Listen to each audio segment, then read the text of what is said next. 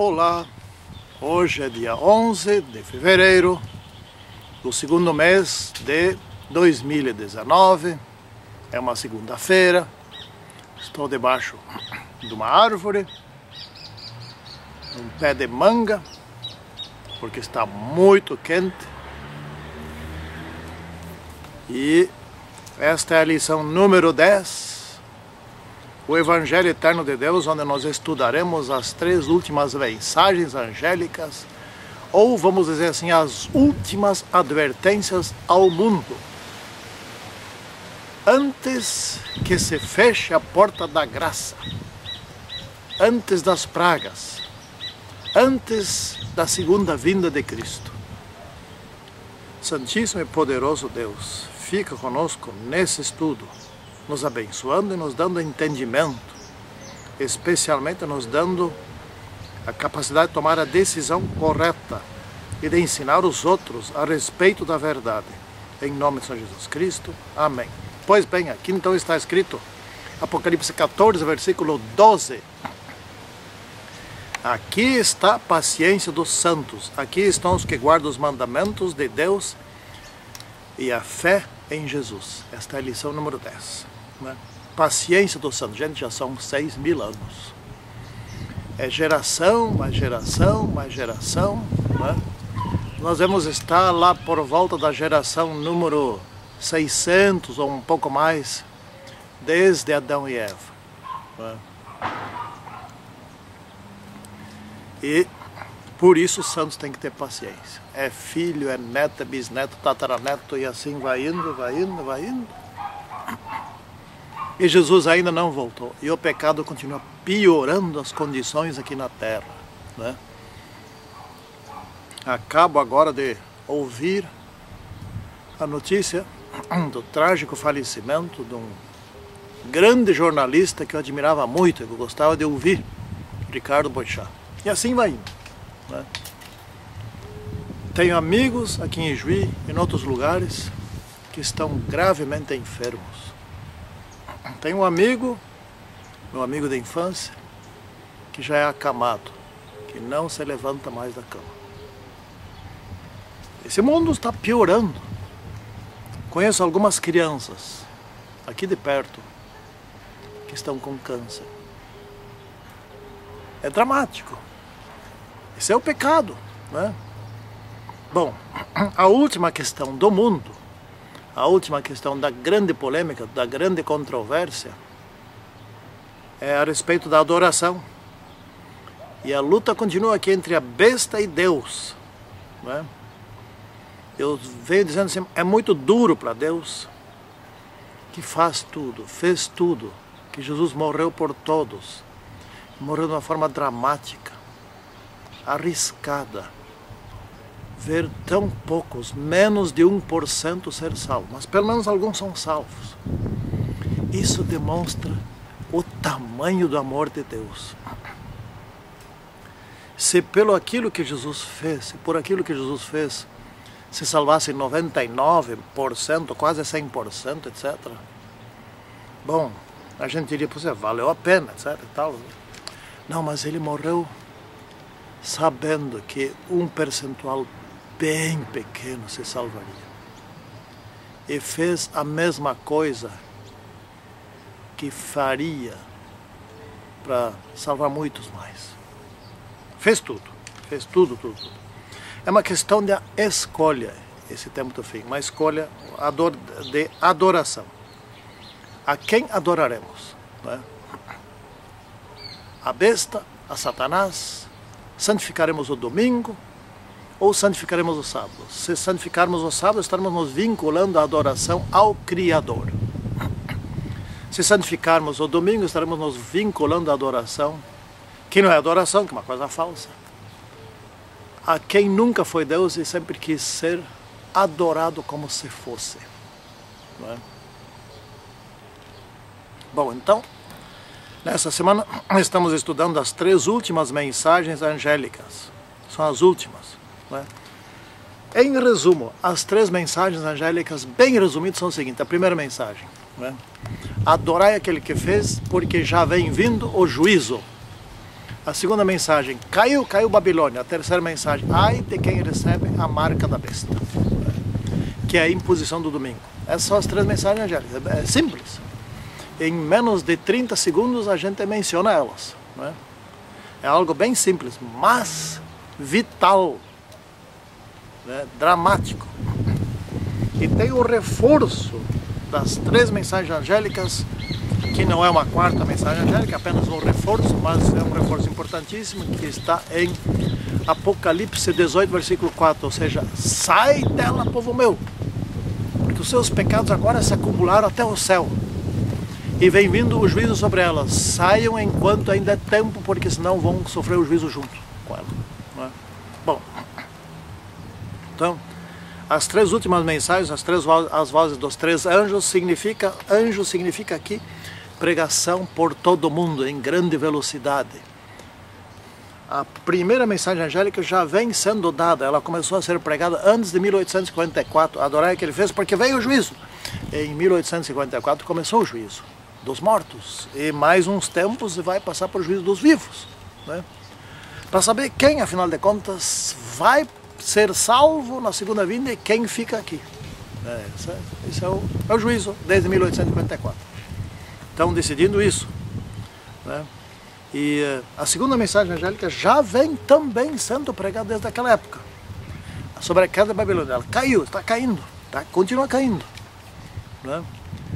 Cada vez que sai de uma das igrejas de Babilônia alguém e se converte para a igreja verdadeira, isto é um pouco da queda de Babilônia, né? Quando sai nos últimos, ela acaba de cair por completo. Ela ainda vai fazer movimentos, ainda vai tentar matar todos aqueles que estão com Jesus Cristo, mas isso não vai mais conseguir. Coisa significativa. Então, essas mensagens são advertências do juízo aos que rejeitam o Criador. Por que vocês não querem se salvar? Ou seja, adorem aquele que fez. Me diz uma coisa, de sã consciência, é uma coisa inteligente adorar algo que não fez, algo que não criou, alguém que não criou, coisa assim? Não. Você tem que adorar Deus, o Criador. Não adianta adorar um outro ser humano, adorar um anjo ou qualquer outra coisa. Não, você tem que criar Deus, né? Adorar Deus, né? Então, essas mensagens serão ouvidas por todas. A primeira e a segunda mensagem serão ainda pregadas até o fim. E a terceira mensagem será pregada a partir do decreto dominical, né? Isso nós veremos aí quando tratarmos dela. Bom, aqui nós temos a primeira mensagem angélica. Primeira parte, segunda parte. A primeira parte é aquela que fala: adorai o Criador, né? E dai-lhe glória. A segunda parte é sobre o juízo. Então são de fato duas partes, o autor da lição dividiu em duas partes. Ficou didático isso. Então o que é temer a Deus? Em primeiro lugar, o que não é, que muitos pensam que seja, temer a Deus não é ter medo de Deus, não. É respeitá-lo como Criador, como Salvador, como mantenedor de todas as coisas, como aquele cuja vontade nós devemos seguir, porque a sua vontade é boa, porque ele é amor. É respeito a alguém que tem como caráter o puro amor. É respeitar aquele que criou a família, aquele que estabeleceu a semana, que estabeleceu o sétimo dia, que santificou o sétimo dia. É aquele que deseja o nosso bem, né? É ter uma relação de respeito e de grande solenidade com ele. Isso é temer a Deus. O que não é, já dissemos, é ter medo dele, porque não há menor necessidade de ter medo dele. Ele nos ama. Como que vai se ter medo de alguém que ama? Então isso é temer a Deus. Agora, o que é dar glória a Deus? É dar um bom testemunho a respeito dele. Em nossa vida, em tudo que fazemos, no que dissermos, o nosso relacionamento com os outros, os ensinamentos, o nosso trabalho, ou seja, em tudo, onde estivermos envolvidos, fazer de acordo como ele faria se fosse ele, ou fazer de acordo como nós faríamos se fosse encomendado por Ele, né? Isso é dar glória a Deus, ou seja, aqueles que olham para nós como filhos de Deus, como servos de Deus, como seguidores de Jesus Cristo, eles podem dizer assim, esse sim é um cidadão de respeito, um cidadão de princípio, um cidadão honesto, correto, né? Então, isso é dar glória a Deus. Não é só cantar aleluia, cantar hinos, etc. e tal. Não, não. É um estilo de vida conforme Deus deseja que nós vivamos, né? É respeitar o sábado, do pôr do sol ao pôr do sol. Gente, o que tem de casos dentro da nossa igreja, claro que estou falando, cujo culto do pôr do sol é feito a qualquer momento depois do pôr do sol. Isso não é guardar o sábado, isso não é culto do pôr do sol. Isso é um culto que não é proibido, você pode fazer depois do pôr do sol, mas não chame isso de culto do pôr do sol, por favor, né? Vamos ser coerentes, né? O que é não dar glória a Deus? Quando já entrou o sol na sexta-feira, ainda está no supermercado fazendo compra, né? Fui, tempos atrás, visitar uma igreja, o pastor estava me esperando na rodoviária, e passamos, depois disso, na rodoviária faltava 10 minutos para o pôr do sol. Passamos no supermercado e esperamos mais de meia hora, até que a esposa chegou com 2 carrinhos cheios de compras, etc. Chegamos em casa mais ou menos uma hora depois do pôr do sol, aí foi feito o culto do pôr do sol. Eu pensei, bom, nem vou falar. Então isso é dar glória a Deus, isso é temer a Deus, né? Ou seja, respeitar o Criador. Afinal de contas, eu existo porque Ele me criou lá em Adão e Eva, e nós viemos parar aqui por causa dos nossos pais, etc. e tal, que nos geraram. Então, muito respeito porque você tem vida, você existe. Muito respeito porque Ele quer te devolver a vida eterna. Muito respeito com Ele porque Ele morreu por ti e assim por diante, né? Isso é temer a Deus e dar glória a Deus. A segunda parte da primeira mensagem angélica é a respeito do juízo que se estabeleceu lá no lugar santíssimo, no céu, não é? Jesus em 1854, 21 de outubro, 22 de outubro de 1854, entrou no lugar santíssimo, ou seja, ali ele não é mais intercessor, ali ele é juiz, mas continua sendo intercessor no lugar santo, não é? Fazendo as duas coisas, assim como no dia do juízo, ou seja, no dia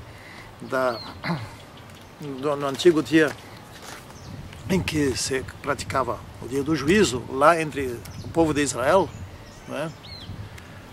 De manhã se fazia o sacrifício da manhã, de tarde fazia o sacrifício da tarde, eram sacrifícios intercessórios, etc. e tal. Durante o dia também fazia outros sacrifícios intercessórios, e depois de tudo isso, daí era o dia da expiação. Então o sumo sacerdote entrava no lugar santíssimo e purificava o lugar santíssimo. Mas no mesmo dia tinha também intercessão. Então aqui também ainda existe intercessão, né? Mas desde 1854 está transcorrendo o juízo lá no céu. Eles começaram por Adão e Eva, os primeiros seres, né? Ou os primeiros que morreram, então no caso de Caim, Abel, né? E estão ainda examinando os mortos, para saber aqueles que ao longo de toda essa história de 6.000 anos que viveram aqui, e que se tornaram servos de Jesus Cristo, se realmente se arrependeram de tudo. Então, se houve arrependimento de tudo que fizeram, por mais que fizeram, por menos que fizeram, esses serão salvos. Se se arrependeram, então estão salvos. É simples assim, né? Então, a questão aqui é adorar a Deus, né? Ou seja, quem teme a Deus, adora a Deus. E quem adora a Deus, pede perdão daquilo que fez e não quer fazer mais. Se fizer de novo, aí se arrepende mais ainda, até que não faz mais. Quantas vezes pode ser perdoado? Isso não diz em lugar algum, pode ser perdoado sempre. Às vezes também não acostuma em pecar e perdoado, isso é pedir perdão, né? Porque lá pelas tantas viram costume e fica complicado, né? Bom, o mandamento do sábado, ele nos leva ao Criador, né? O mandamento do sábado nos diz que nós devemos santificar o dia do sábado, porque Em 6 dias Ele fez tudo, fez o céu, a terra, o mar, tudo que existe. E o 7º dia Ele santificou, abençoou. Né? Ele separou o 7º dia, né? Para ser um dia diferente. Diferente no sentido do que eu faço nesse dia.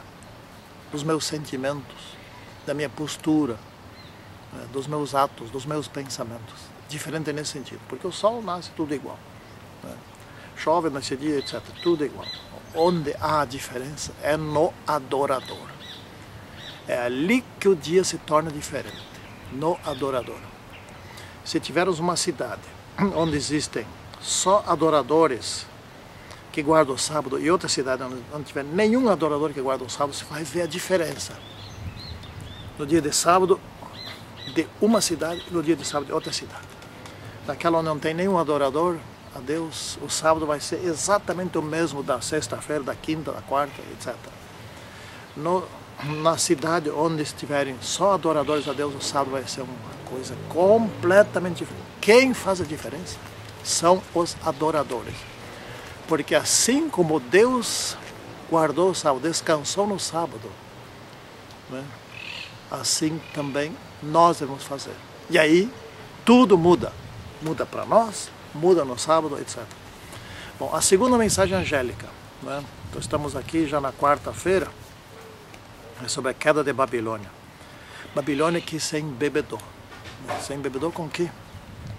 Se embebedou com duas coisas. Uma com as falsas doutrinas que empurram goela abaixo das pessoas. E mais profundamente se embebedou com o sangue dos mártires, que matou porque não seguiam essas falsas doutrinas. Aqueles que seguem as falsas doutrinas, que ensinam as falsas doutrinas, se tornam cegos, como que bêbados, não conseguem ver mais a verdade pura da Bíblia. Né? E esses que ensinam essas coisas se tornam bêbados porque matam os bêbados espirituais, né? Matam aqueles que querem santificar o sábado, que querem seguir Jesus Cristo de verdade, porque isso lhes fascina. Se forem estudar a respeito da Inquisição, dos autos de fé, sabe o que é autos de fé? Era um cerimonial que era feito ali durante a Idade Média, principalmente no final mais da Idade Média, né, lá na Europa, onde se construíam vários postes, etc. Se colocava bastante lenha e ali eram queimadas vivas pessoas que continuavam santificando o sábado, continuavam lendo a Bíblia, etc. Ao mesmo tempo, ali eram feitos casamentos e outros cerimoniais de alegria, de festa, etc. Isso é embebedamento espiritual, ou seja, essas pessoas estavam tão distorcidas na sua mente, na sua consciência, na sua capacidade de discernir o correto do errado, etc., que aproveitava aqueles momentos para fazer festa e casamentos, etc. Então estavam bêbados espirituais ali, os noivos, os convidados dos noivos, os sacerdotes que realizavam o casamento, etc. Porque se alegravam com aquelas mortes do que das pessoas chamavam de hereges. Né? Isso é bebedeira espiritual, é embriaguez espiritual. Isso é o que a prostituta faz. A prostituta faz com que as pessoas não consigam mais discernir o sábado e o domingo. Não consigam mais entender que o domingo nunca teve nada a ver com os mandamentos de Deus. Nunca foi dos mandamentos. Aliás, o primeiro dia da semana, o domingo, etc., nem aparece nos mandamentos nenhum deles. Aliás, nem o outro dia aparece, só aparece o 7º dia. Né? Então a embriaguez espiritual chega a um ponto de eles não conseguirem ver a verdade. Ou seja, significa perda completa e total do Espírito Santo para guiar a sua vida. Né? Vamos ver se eu não deixei uma coisa fora aqui. Esse é o vinho da prostituição, ou seja, esse é o vinho que se encontra na taça da imundície. A taça da imundície tem duas coisas dentro, né? Que a prostituta segura na sua mão direita. Tem ali as falsas doutrinas e tem ali o sangue, simbólico, claro. O sangue dos mártires, aquele mesmo sangue dos mártires das almas que estão debaixo do altar do quinto selo, clamando por justiça. Até quando não has de julgar nossos casos? Deus tem um dia para isso. Tem um dia e não vai passar nem um minuto. E não vai ser antecipado em nenhum minuto. A terceira mensagem angélica é a último grito. Como se diz, checkmate. Né? A terceira mensagem angélica diz o seguinte. Antes ali estava escrito assim, aqui está a paciência dos santos, os que guardam os mandamentos de Deus e têm a fé em Jesus Cristo. Isso diz depois. Mas o que é a terceira mensagem angélica? Ai daqueles que recebem a marca da besta, né? Porque serão destruídos juntos com a besta. O que é a marca da besta? A marca da besta é o sábado. Não, desculpe. Esse é o selo de Deus. A marca da besta é o domingo. Mas não é simplesmente o domingo. Porque hoje não tem marca da besta. Hoje as pessoas são livres para santificar o domingo. Assim como são livres para santificar a sexta-feira, os muçulmanos, ou o sábado, como os adventistas e alguns outros grupos religiosos, né? São livres, livre para escolher. Então não tem marca da besta hoje. A marca da besta vai ter quando acontecerem duas coisas. Primeiro, quando vier o decreto dominical que vai impor o sábado por força de lei, por cumprimento por força militar, por constrangimento de diversos tipos, perda de emprego, etc. e tal. E também quando todos souberem, pela explicação do povo de Deus a respeito do sábado e a respeito do domingo. Quando tudo estiver explicado com base na Bíblia, olha, o sábado é o dia correto, é o dia de Deus, é o dia dos mandamentos, etc. O domingo não é. Quando isso tiver tudo sido explicado, quando todos tiverem entendido, e aí tiverem ainda assim optado pelo domingo, esses receberam a marca da besta. Daí existe a marca da besta, né? Já o sábado, o selo de Deus já existiu desde sempre, né? O selo de Deus é posto na mente daquelas pessoas que livremente optaram por santificar o sábado. Não existe constrangimento algum. Existe sim o livre-arbítrio. Essas pessoas optaram livremente. O sábado tem que ser aceito livremente. Não pode ser empurrado goela abaixo. Nem de jeito nenhum, diria o gaúcho, né? Então, a marca da besta é a aceitação do falso dia de adoração, mesmo depois que a pessoa entendeu que isso é falso, por medos, não importa por qual motivo, do domingo. Né? E aí se formam só dois grupos. Os que conscientemente adotaram o sábado como dias a ser santificado e os que conscientemente adotaram o domingo, sabendo que esse é o dia do demônio, esse não é o dia de Deus, sabendo que esse não é o dia bíblico. Então essas pessoas receberão o seu devido castigo, né?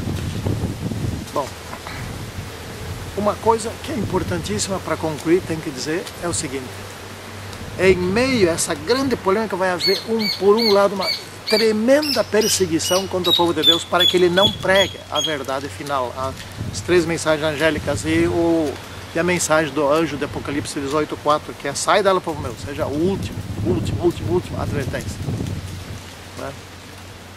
E por outro lado, vai transcorrer a maior de todas as pregações e de todos os ensinamentos por parte do povo de Deus.